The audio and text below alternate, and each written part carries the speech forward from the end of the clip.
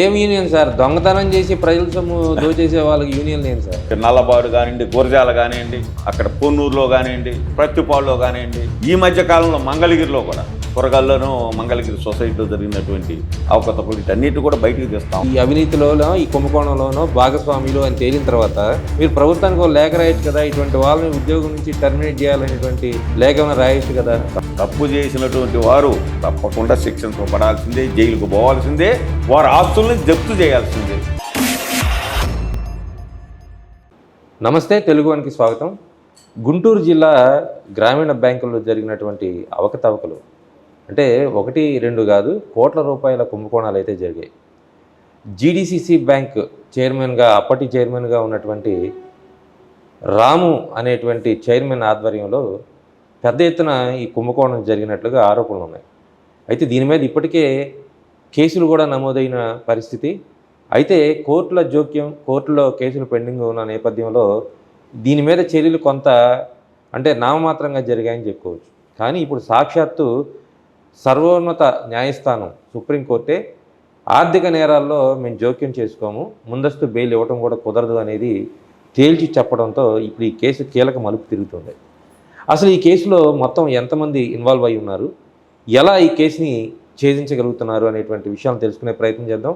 మనతో GDCC bank chairman, మాజీ MLA Makkina Mallikarjunarao గారు ఉన్నారు. సార్ నమస్తే. ముఖ్యంగా ఈ మీ బ్యాంకుల్లో జరిగినటువంటి కోట్లాది రూపాయల అవకతవకలు, గోల్మాల్ జరిగినటువంటి వ్యవహారం, ఎలా దీన్ని బయటికి తీయగలిగారు, ఏం జరిగింది అసలు? నమస్కారం అండి.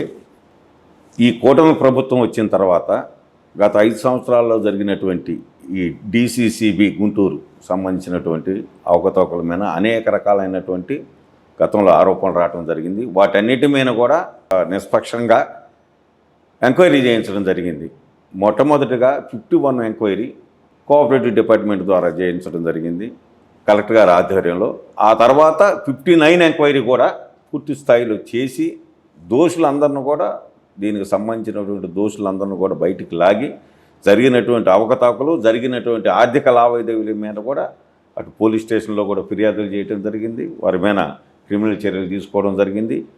మరీ ముఖ్యంగా గతంలో పనిచేసినటువంటి సీఈఓలుగా గుంటూరు జిల్లా సహకార కేంద్ర సహకార బ్యాంకులో చీఫ్ ఎగ్జిక్యూటివ్గా పనిచేసినటువంటి నల్లబాటి రాము టైంలో పనిచేసినటువంటి కృష్ణవేణి అనే సీఈఓ గారిని సస్పెండ్ చేయటం జరిగింది మేము వచ్చిన తర్వాత.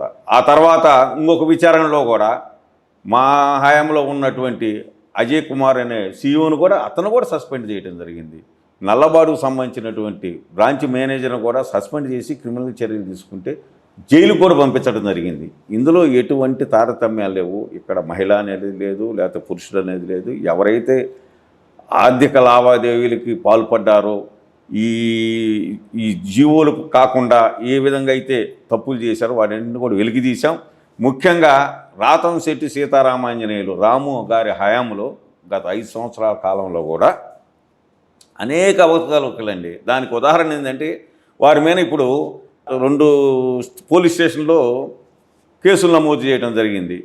మొట్టమొదటిది ఇక్కడ నల్లబాడుకు సంబంధించి కోల్డ్ స్టోరేజీకి లోను ఇచ్చే విషయంలో, అదేవిధంగా ప్లెడ్జ్ లోన్ ఇచ్చే విషయంలో కూడా ఆ రోజున టిక్కి 2,000 రూపాయలు ఉంటే మద్దతు ధర అంటే మేము ఇచ్చేటటువంటి లోను ఒక్కసారిగా బోర్డు 4,000 రూపాయలు చేశారు. డబల్ చేశారు. ఎటువంటి పర్మిషన్లు కూడా తీసుకోవాలి. మేము ఒక రేటు పెంచాలంటే ప్రభుత్వానికి రాయాలి, ఆ సంబంధిత శాఖల నుంచి పర్మిషన్లు తీసుకోవాలి. అట్లా కాకుండా ఇతను ఏకపక్షంగా బోర్డు మీటింగులో, పాలకవర్గం మీటింగులో అక్కడ పాలకవర్గ సభ్యులతో కూర్చోబెట్టి 4,000 చేశారు. ఒకే పర్యాయం ఈరోజు బోర్డు మీటింగ్ ఏర్పాటు చేయటం, నెక్స్ట్ డేనే ఏమంటే సీఈఓ గారితో మాట్లాడి ఆమోదం తెలపటం, నెక్స్ట్ డే వాళ్ళకి 10 కోట్ల రూపాయలు రుణం ఇవ్వటం కోల్డ్ స్టోరేజ్ వాళ్ళకి. ఈ విధంగా అంతే అనూహ్యంగా అంతా 48 గంటల్లోనే చేశారు. సార్ అప్పుడు ఎన్ని జరిగినాయి సార్? అట్లా ఎన్ని కేసులు వచ్చినాయి? అట్లా ఇప్పుడు నల్లబాడుకు సంబంధించి పూర్తి స్థాయిలో 22 కోట్ల రూపాయలకు సంబంధించినటువంటి అవకతవకలు జరిగాయి. అదేవిధంగా గురజాలకు సంబంధించి కూడా ఇదే విధంగా కోల్డ్ స్టోరేజీకి అక్కడ ఉన్నటువంటి రైతుల పేరు మీద దళారీలకి అక్కడ లోన్లు ఇవ్వటం జరిగింది. దాని మీద కూడా అక్కడ కూడా దాదాపు 12 కోట్ల రూపాయలు చేయటం జరిగింది. అయితే నల్లబాడులో జరిగినటువంటి దాని మీద మేము వచ్చిన తర్వాత మా పాలకవర్గం వచ్చిన తర్వాత ఇక్కడ మేము మరి కలెక్టర్ గారితో మాట్లాడి ప్రభుత్వ అధికారులతో మాట్లాడి వెంటనే దాని మీద చర్యలు తీసుకున్నాం. ఈరోజు దరిదాపుగా 10 కోట్ల రూపాయలు రికవరీ చేయడం జరిగింది. ఓకే. మేము అక్కడ ఉన్నటువంటి కోల్డ్ స్టోరేజ్ యాజమాన్యం మీద కేసులు పెట్టడం జరిగింది, రికవరీ చేయడం జరిగింది, ఫ్రిడ్జ్ లోన్లు కొంతవరకు రికవరీ చేయడం జరిగింది. ఇంకా కూడా లోతుగా పరిశీలన చేస్తూ ఉన్నాం. అయితే ఇందులో దురదృష్టం ఏంటంటే తప్పు చేసినటువంటి గత చైర్మన్ రాము గారు ఈ రోజు వరకు ఈ దేశంలో లేకుండా పారిపోయారు. ఎక్కడో మలేషియాలో ఉన్నారని చెబుతున్నారు. ఎస్పీ గారితో మాట్లాడి లుకౌట్ నోటీసులు కూడా ఇప్పించడం జరిగింది. ఎక్కడ ఉన్నారో తెలియదు. ఈరోజు హఠాత్తుగా సుప్రీంకోర్టులో వెళ్ళారు వారి తరఫున. మరి సుప్రీంకోర్టు కూడా చాలా అత్యున్నత న్యాయస్థానం, చాలా ఆలోచన చేసి ఈ ఆర్థికపరమైన అంశాలు ఉన్నాయి కాబట్టి దీంట్లో మేము జోక్యం చేసుకోము, మేము ముందస్తు బెయిల్ ఇవ్వండి అనేది చెప్పడం అనేది చాలా సంతోషించదగ్గ పరిణామం. ఎందుకంటే ప్రతి వాళ్ళు కూడా తప్పు చేసినటువంటి ప్రతి వాళ్ళు కూడా అటు హైకోర్టుకో లేకపోతే ఇక్కడ జిల్లా కోర్టుకు వెళ్ళి ముందుగానే ముందస్తు బెయిల్ తెచ్చుకోవడం జరుగుతుంది. ఈరోజు సుప్రీంకోర్టు ఇచ్చినటువంటి ఆదేశాల మేరకు ఈ కోర్టు కూడా ప్రభావితం అవుతుంది. తప్పు చేసినటువంటి వారు తప్పకుండా శిక్షించబడాల్సిందే, జైలుకు పోవాల్సిందే, వారి ఆస్తుల్ని జప్తు చేయాల్సిందే. ఇందులో ఎటువంటి ఇప్పుడు సుప్రీంకోర్టు ఇచ్చినటువంటి ఆదేశాలు ఏంటంటే ఆర్థిక నేరాలు చేసేవాళ్ళు ఖచ్చితంగా ఆ విచారణ ఎదుర్కోవాలి, పోలీస్ చర్యలు ఏవైతే ఉంటాయో వాటిని తీసుకోవాల్సిందనేటువంటి విధంగా ఒక ఆదేశం అయితే ఇచ్చింది, తీర్పు అయితే ఇచ్చింది. ఇది రాబోయే రోజుల్లో మీలాంటి బాధ్యత కలిగినటువంటి చైర్మన్ స్థానంలో ఉన్న వాళ్ళకు కూడా ఒక రకంగా చెప్పాలంటే ఒక కొరడా దెబ్బ లాంటిది అనుకోవాలా? తప్పకుండా అండి. మేము కూడా ఇంకా జాగ్రత్తగా ఉండేదానికి కూడా. ఎందుకంటే కోర్టుల మీద ఇదివరకు ఏంటంటే ఏ తప్పు చేసినా కోర్టుకు పోతే బెయిల్ వస్తుందని ఒక నానుడు ఉంది. కానీ ఈరోజు సుప్రీంకోర్టు అనేది ఈ సంస్థలకు సంబంధించి ముఖ్యంగా మా జీడీ కోఆపరేటివ్ డిపార్ట్మెంట్లో కూడా ఇది చాలా హర్షించదగ్గ పరిణామం. తప్పనిసరిగా తప్పు చేయాలన్న భయపడేటువంటి పరిస్థితి వస్తుంది. ఈ బ్యాంకుకు సంబంధించి నేను తవ్వుతా ఉంటే ఇప్పుడు 60 కోట్ల రూపాయల అవినీతి జరిగింది. 60 కోట్ల రూపాయలు. ఇక్కడ ఏదైతే చెప్పాము, ఇప్పుడు చెప్పినటువంటి నల్లబాడు కానివ్వండి, గురజాల కానివ్వండి, అక్కడ పొన్నూరులో కానివ్వండి, ప్రత్తిపాడులో కానివ్వండి, ఈ మధ్య కాలంలో మంగళగిరిలో కూడా కూరగాయల్లోనూ మంగళగిరి సొసైటీలో జరిగినటువంటి అవకతవకలు వీటన్నిటి కూడా బయటికి తీస్తా ఉన్నాం. తవ్వే కొద్దీ బయటకు వస్తాం, తవ్వుతానే ఉన్నాం. ఇప్పుడు 20 కోట్ల రూపాయలను కూడా రికవరీ చేయడం జరిగింది. ఈ 60 కోట్లలో 20 కోట్ల రూపాయలు రికవరీ చేశాం. అదేవిధంగా బాధ్యులైనటువంటి అందరిని కూడా ఉద్యోగాల నుంచి తొలగించడం జరుగుతూ ఉంది, సస్పెండ్ చేయడం జరుగుతూ ఉంది, జైలు కూడా పంపిస్తూ ఉన్నాం. మొన్ననే మంగళగిరి కూరగాయలు చేసినటువంటి అక్కడ ప్యాక్లో ఉన్నటువంటి CEO రాయల్ రమేష్ అనే వ్యక్తిని కూడా 40 రోజుల పాటు జైల్లో రావడం జరిగింది. మొన్ననే కలెక్టర్ గారు కూడా మాట్లాడటం జరిగింది. మేము అతని ఆస్తుల మీద కూడా అటాచ్మెంట్ పెట్టి ఏ విధంగా రికవరీ చేయాలి, అతనికి సహకరించినటువంటి మన బ్యాంకుల ఉద్యోగులు కానివ్వండి, అక్కడ బ్రాంచ్ ఉద్యోగులు కానీ ఎవరైనా ఉన్నట్లయితే దాని మీద కూడా కలెక్టర్ గారు ఎంక్వైరీ చేయిస్తున్నారు. ఆ చర్యల రంగంలోనే ఆ ఉద్యోగులను కూడా ఇమీడియట్గా మేము పాలకవర్గం సస్పెండ్ చేయడం జరుగుతుంది. మా డొమెస్టిక్ ఎంక్వైరీలో కూడా ఇమీడియట్గా దాన్ని కూడా మేము తయారు చేసి అది కూడా కలెక్టర్ గారికి నివేదిక పంపించి ఇటు క్రిమినల్ కేసులు అటు రెండో పక్క చూసినట్టయితే వాళ్ళ ఆస్తుల మీద అటాచ్మెంట్, ఈ రెండు కూడా నిష్పక్షపాతంగా జరుగుతూ ఉన్నాయండి. ఇది ఎట్లా సార్ ఇది కుంభకోణం అనేది ముందు ఎవరో ఒకరు ఉప్పందిస్తేనే బయటపడుద్ది. మీకు ఎవరన్నా ఫిర్యాదు ఇచ్చారా, లేకపోతే మీరు రాజకీయంగా ఏదో జరిగి ఉంటుంది కాబట్టి అని చెప్పని ఎంక్వైరీ స్టార్ట్ చేశారా? లేదండి, గత ప్రభుత్వం హయాంలోనే ఈ అవకతవకల మీద మరి పుంఖానుగా అటు మీడియా ద్వారా కూడా కొంత తెలియటం జరిగింది వాస్తవం. ఏదైతే మీడియాలో బయటకు వచ్చిందో దాన్ని ఇమీడియట్గా ఈ ప్రభుత్వం వచ్చిన తర్వాత ముందు నల్లబాడు బ్యాంకులో బయటపడినట్టు ఫస్ట్ నల్లబాడు ఇక్కడండి ప్రతిపాడులో కూడా బయటపడదండి. ప్రతిపాడులో అయితే ఫేక్ లోన్స్, అవును, లేనటువంటి వ్యక్తుల పేర వేరే వ్యక్తులను తీసుకొచ్చి ఆ ఫోటోలు అంటించి వాళ్ళకి ఐడెంటిటీ చేసి వాళ్ళ ద్వారా లోన్స్ తీసుకున్నారు. అది పూర్తి స్థాయిలో ఎంక్వైరీ జరిగితే అసలు ఆ వ్యక్తులు అక్కడ లేరు. వాళ్ళు ఇచ్చినటువంటి ఈ పొలానికి సంబంధించిన డాక్యుమెంట్లు నకిలీ, వాళ్ళు పెట్టినట్టు ఫోటోలు నకిలీ, వాటి మీద ఫేక్ డాక్యుమెంట్, ఫేక్ ఐడెంటిటీ. ఇంకా అసలు ఎవరైనా దర్యాప్తు చేసినా కానీ పట్టుకోవడానికి లేదు. కొంత మేరకు దొరుకుతూ ఉంది. అక్కడ కూడా అధికారుల మీద చర్యలు తీసుకుని వారిని కూడా సస్పెండ్ చేయడం జరిగింది.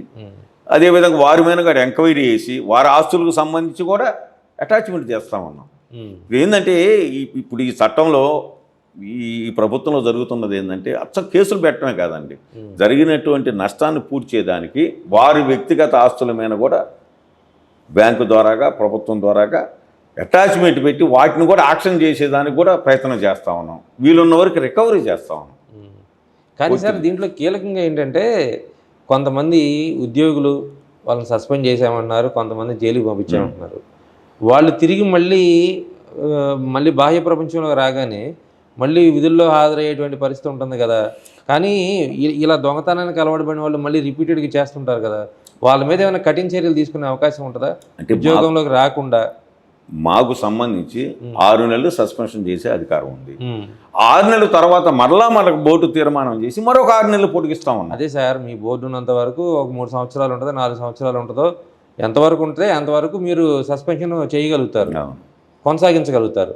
కానీ నేనంటుంది వీళ్ళు దొంగలు, వీళ్ళు ఈ అవినీతిలోనో ఈ కుంభకోణంలోనో భాగస్వాములు అని తేలిన తర్వాత మీరు పోలీసుల దగ్గర నుంచి అరెస్ట్ చేయబడిన తర్వాత మీరు ప్రభుత్వానికి ఒక లేఖ రాయొచ్చు కదా, ఇటువంటి వాళ్ళని ఉద్యోగం నుంచి టర్మినేట్ చేయాలనేటువంటి లేఖ ఏమైనా రాయొచ్చు కదా. తప్పనిసరిగా దానికి కొన్ని నిబంధనలు ఉన్నాయి. ఆ నిబంధనల ప్రకారం ఇందులో మొత్తంగా ఏంటంటే కలెక్టర్ గారి ద్వారా కానీ ఈ ప్రొసీజర్ అంతా నడుస్తుంటుంది.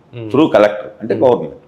కలెక్టర్ గారి ఆదేశాల మేరకు ఇక్కడ మా డిపార్ట్మెంట్కి సంబంధించి ఇక్కడ పనిచేసేటటువంటి వారిని మేము చేస్తాం. రెవెన్యూలో ఏదైనా అవకతవకలు జరిగితే వాళ్ళు చేస్తారు, రెవెన్యూ వాళ్ళు. మీరు మీ బ్యాంక్ పరిధిలో మీ బ్యాంక్ చైర్మన్గా మీరు ప్రభుత్వానికి లేఖ రాయొచ్చు కదా. తప్పనిసరిగా అండి, అది కూడా అవసరం ఉంది. దానికి సంబంధించి కూడా కొన్ని నిబంధనలు ఉన్నాయి, ఇక్కడ యూనియన్స్ ఉన్నాయి, వీటన్నిటిని కూడా సంప్రదిస్తామన్నా. ఏం యూనియన్ సార్? దొంగతనం చేసి ప్రజల సొమ్ము దోచేసే వాళ్ళకి యూనియన్ లేదు సార్. అంటే ఇప్పుడు కోర్టులకు వెళ్ళినప్పుడు కోర్టు ఇచ్చే ఆదేశాలని మనం పాటించాలి. ఇప్పుడు కోర్టు కూడా వీళ్ళు దొంగలు ఆర్థిక నేరస్తులని చెప్పిన తర్వాత ఈ రోజు అదే సార్ చాలా సంతోషంగా ఉంది. అత్యున్నత న్యాయస్థానం సుప్రీంకోర్టు చెప్పిందంటే ఇది వాస్తవంగా పాలక వర్గాలకు కానీ ఇక్కడ పనిచేసేటటువంటి ఉద్యోగస్తులకు కానీ ఎక్కడ అవకతవకలు చేయాలంటే వెన్నులో వణుకు పుడుతుంది. ఇప్పుడు నిన్నటి నుంచి అందరూ ఏమనుకున్నారు, హైకోర్టుకు పోతే బెయిల్ వస్తుంది అన్నారు. హైకోర్టుకు పోయింది, సుప్రీంకోర్టు అన్నారు. ఇప్పుడు సుప్రీంకోర్టులోనే వచ్చింది కదా తీర్పు. అందువల్ల ఇది చాలా హర్షించదగ్గ పరిణామం. మేమైతే బాధ్యతతో పనిచేస్తా ఉన్నాం. మేము వచ్చి ఈ రోజుకు సంవత్సరం అయింది. అనేక కుంభకోణాలను వెలుగు తీసాము. అదేవిధంగా ఇక్కడ కూడా వ్యాపారం అంటే ఇక్కడ సంబంధించిన రైతులకు ఎక్కడ రుణాలు ఇచ్చే దాంట్లో అడ్డంకులు లేకుండా అతి తక్కువ వడ్డీకే రైతులకు రుణాలు ఇచ్చే దాంట్లో కూడా ముందుకెళ్తున్నాం. ఈ బ్యాంకును ఇన్ని అవకతవకలు ఉన్నా కూడా నేను వచ్చిన తర్వాత దీన్ని ఇంకా లాభాల బాటలో కూడా తీసుకురావడం జరిగింది. లాభాల బాటలు అంటే ఎట్లా సార్? అంటే ఇప్పుడు మేము వ్యాపారం చేసి గతంలో కంటే కూడా ఎక్కువ మందికి ఎక్కువ రుణాలు ఇవ్వటం, ఎక్కువ మందికి ఎక్కువ రుణాలు ఇచ్చి తక్కువ వడ్డీకి మరలా మేము దాన్ని రికవరీ చేస్తామంటే మేము ఆప్కా గురించి రుణాలు తీసుకుంటాం. అక్కడి నుంచి మళ్ళీ రైతులకు రుణాలు ఇస్తాం. మాకు కొంత పర్సంటేజ్ ఉంటుంది. దాని ద్వారా ఇది లాభాల బాటలోకి ముందుకు తీసుకొచ్చి ఇక్కడ ఉన్నటువంటి ఉద్యోగస్తులందరూ కూడా జీతాలు ఇచ్చేదానికి కూడా సఫిషియెంట్గా చేస్తూ ఉన్నాం. కొంతమేరకు జిల్లా సహకార సంఘ బ్యాంకును మొత్తాన్ని కూడా ఒక లైన్లోకి తీసుకురావడం జరిగింది. గత 5 సంవత్సరాలు ఏదైతే అవకతవకలు ఉన్నాయో రకరకాలైనటువంటి కుంభకోణాలు ఉన్నాయి. ఇప్పుడు కూడా సార్ ఇప్పుడు 2 చెప్పారు మాకు. ఒకటి ఏంటంటే కోల్డ్ స్టోరేజ్లో 2000 రూపాయలు ఉండాల్సినటువంటి మిర్చిని 4,000 చేశారు. ఆ కోల్డ్ స్టోరేజ్ యాజమాన్యంతో మిలాఖత్ అయ్యి 10 కోట్లు కుంభకోణం చేశారు, 10 కోట్లు కుంభకోణం చేశారు. అదేవిధంగా ప్రతిపాడు కాన్స్టెన్సీలో ఫేక్ ఐడీలు, ఫేక్ డాక్యుమెంట్లు పెట్టి చేశారు. ఇంకా ఏ తరహా అంటే ఇంత విచిత్రం అంటే మన మంగళగిరిలో జరిగినటువంటి అక్కడ కింద సొసైటీలో పనిచేసినటువంటి రాయల్ రమేష్ అనే ఒక ఉద్యోగి తను ఈ సొసైటీలో పనిచేస్తూనే పక్కన ఇంకొక సొంతగా ఆఫీసును ఏర్పాటు చేసుకొని అతనే ఫేక్ ఐడెంటిటీని సృష్టించి అతను ఈ బ్యాంక్ ఇచ్చినట్లుగా వాళ్ళ దగ్గర డిపాజిట్లు తీసుకొని నెల అతను వడ్డీలు కడుతూ పాపం అక్కడ ఉన్నటువంటి పేదవాళ్ళని మోసం చేయటం జరిగింది. అతను రియల్ ఎస్టేట్లో పెట్టారని తెలిసింది. ఆ రియల్ ఎస్టేట్ పడిపోంగలోనే అందరు చేతులు ఎత్తేసాడు. దాని మీద వాళ్ళు గగ్గోలు పెడితే మేము ఎంక్వైరీ చేయించాం కలెక్టర్ గారి ద్వారా, మా డిపార్ట్మెంట్ ద్వారా.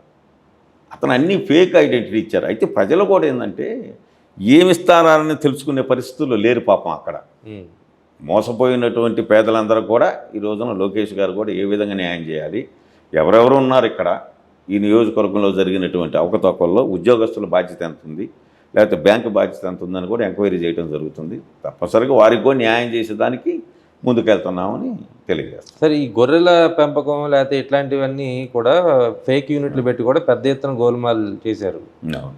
వాటి మీద ఏమైనా వెరిఫై చేశారా, తప్పనిసరిగా రికవరీ చేశారా? వెరిఫై చేపిస్తున్నాం, రికవరీ కూడా చేస్తున్నాం అండి. ఈ గొర్రెల పెంపకం సంబంధించి కానీ, గేదెల పెంపకం సంబంధించిన కానీ ఇవన్నీ ఉంటాయి. సిసి లోన్స్ అను ఎల్టీ లోన్స్ ఉంటాయండి. ఈ లోన్స్కు సంబంధించి అయితే ఈ బ్యాంకులో ఇంకొకటి అండి, మీకు నేను మీ ద్వారా తెలియజేసేది ఏంటంటే, ప్రతి దానికి కూడా ప్రతి లోనుకు కూడా మేము మార్టిగేజ్ చేసుకుంటాం. ఈ బ్యాంకు ఎక్కడ ఉచితంగా ఇవ్వదు.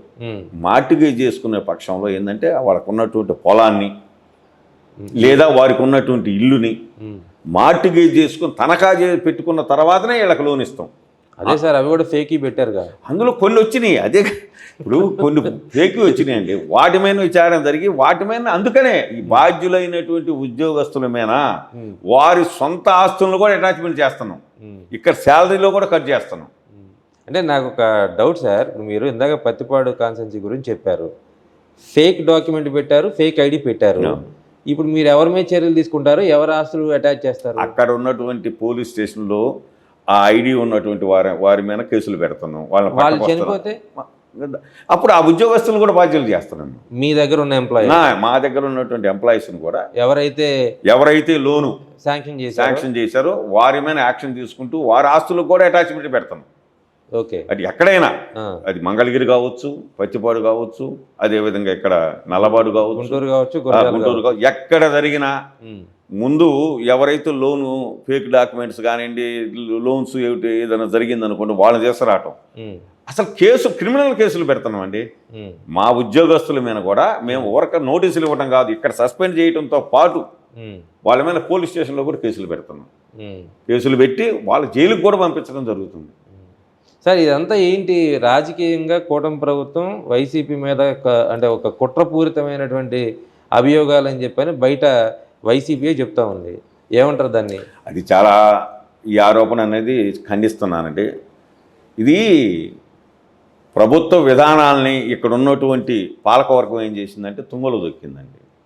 వారు వచ్చిన కానీ ఎంతసేపు ఉన్నా మనం ఏ విధంగా నిబంధనలు పాటించకుండా వాళ్ళకు అనుకూలంగా చేశారు. ఇది ఇప్పుడు కోర్టులు ఉన్నాయి కదా సార్, ఈ కోర్టులో చెప్పమానండి, మేము ఈ పాలకవర్గం ఈ విధంగా తీర్మానం చేసిన మూలాన్ని ఇంత నష్టపోయినామని మేము ఎంక్వైరీలో పెట్టి చేరుతున్నాం. వాళ్ళు రావచ్చు కదా, రికవరీ కూడా చేస్తున్నాం కదా. ఎక్కడ కూడా మేము రికవరీ చేసే దాంట్లో ఎక్కడ తడబాట్లేదు. ఇక్కడ మనం నల్లవాళ్ళు రికవరీ చేసాం, కోల్డ్ స్టోరేజ్ అతనికి నోటీసులు ఇచ్చి అతని మీద కూడా కేసు పెట్టడం జరిగింది. వెంటనే అతను జరిగిన పొరపాటును సరిదిద్దుకొని దాదాపు 6 కోట్ల రూపాయలు రికవరీ చేయడం జరిగింది.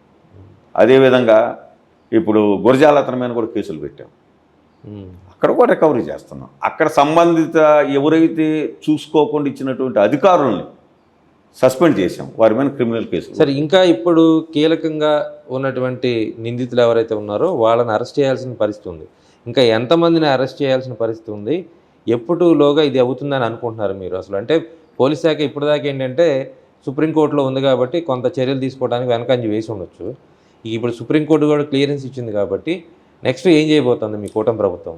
ఈ కూటమి ప్రభుత్వం కలెక్టర్ గారి ద్వారా, ఎస్పీ గారి ద్వారా మాట్లాడి ఇమీడియట్గా ఎక్కడున్నా ఈ భూ ప్రపంచంలో ఎక్కడున్నా సుప్రీంకోర్టు ఆదేశాల మేరకు లుకౌట్ నోటీసులు మళ్ళీ పంపించి తప్పనిసరిగా పట్టుకురావడం జరుగుతుందండి. ఇందులో ఎటువంటి మొహమాటం లేదు. ఈ దేశంలో ఉన్నా, ఈ రాష్ట్రంలో ఉన్నా తప్పనిసరిగా మొత్తం కూడా చర్యలు తీసుకుంటారు. ఇది నిష్పక్షపాతంగా జరుగుతున్నటువంటి విచారణ. మేమైతే ఒకటే, ముఖ్యమంత్రి గారి ఆదేశం కానివ్వండి, మా మంత్రి అచ్చెన్నాయుడు గారి ఆదేశం కానివ్వండి, ఇక్కడ ఉన్నటువంటి బ్రహ్మసాని గారు కానీ, శ్రీకృష్ణదేవరాయలు గారు, మేమందరం ఒకటే, పేదలకు సంబంధించినటువంటి రైతులకు సంబంధించినటువంటి డబ్బు ఇది. ఖచ్చితంగా ప్రతి రూపాయిని ముందు రికవరీ చేయాలి. ఆ తర్వాత మనం వాళ్ళ మీద చర్యలు తీసుకోవాలి. వాళ్ళని అవసరమైతే జైలు కూడా పంపించాలి. వాళ్ళని టెర్మినేట్ చేసేదానికి కూడా బోర్డు తీర్మానం చేస్తున్నాం. మీ టార్గెట్ అది? మా టార్గెట్ ఏం లేదు. ఇందులో పార్టీలు, కులాలు, పార్టీలు ఎక్కడ ఉన్నాయండి? అదే రాజకీయ టార్గెట్ అది. మా టార్గెట్ ఏముంది? రైతులకి డబ్బును రికవరీ చేయాలా, ఈ బ్యాంకును సజావుగా నడపాలా. అసలు ఈ బ్యాంకు పుట్టుదలే రైతులకి అతి తక్కువ వడ్డీకి ఇచ్చేదానికి పుట్టినటువంటి సహకార వ్యవస్థ ఇది. ఈ వ్యవస్థను బలోపేతం చేసేదానికి నేను ఒక రైతుగా, నేను ఈరోజు కూడా ఆర్గానిక్ రైతుని, నేను నిత్యం వ్యవసాయం చేసుకునే వ్యక్తిని, నాకు ఈ అవకాశం ఇచ్చారు. నాకు ఇచ్చినటువంటి అవకాశాన్ని రైతుల మేలు కోసం ఏ విధంగా చేయాలి, ఈ బ్యాంకుని ఏ విధంగా ముందుకు తీసుకెళ్లాలనే దానికి నిరంతరం పనిచేస్తూ ఉన్నాం.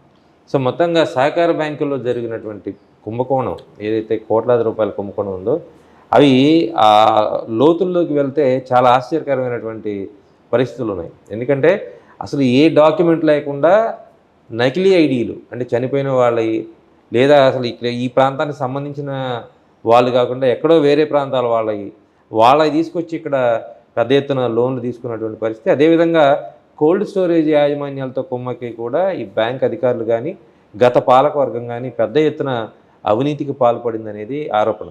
అయితే ఈ నేపథ్యంలో సుప్రీంకోర్టు ఇస్తున్నటువంటి ఆదేశాలు గత పాలకులకే కాదు ఇప్పుడున్నటువంటి పాలకులకు కూడా వెన్నులో వణుకు పుట్టిస్తున్నటువంటి పరిస్థితి. ఎందుకంటే ఆర్థిక నేరాలను ఏమాత్రం ఉపేక్షించబోమని చెప్పని స్పష్టం చేసింది. ఈ నేపథ్యంలో సహకార బ్యాంకులో జరిగినటువంటి అవినీతి వ్యవహారం దాని తర్వాత జరిగినటువంటి పరిణామాలు మొత్తం కూడా ఇప్పుడు తీవ్ర చర్చనీయాంశం అవుతా ఉంది. రాబోయే రోజుల్లో ఖచ్చితంగా ఎవరైతే నిందితులు ఉన్నారో వాళ్ళందరినీ కూడా ఖచ్చితంగా చట్టరీత్యా చేస్తామనేది ప్రస్తుత పాలకవర్గ చైర్మన్ మక్కిన మల్లికార్జునరావు గారు చెప్తున్నారు.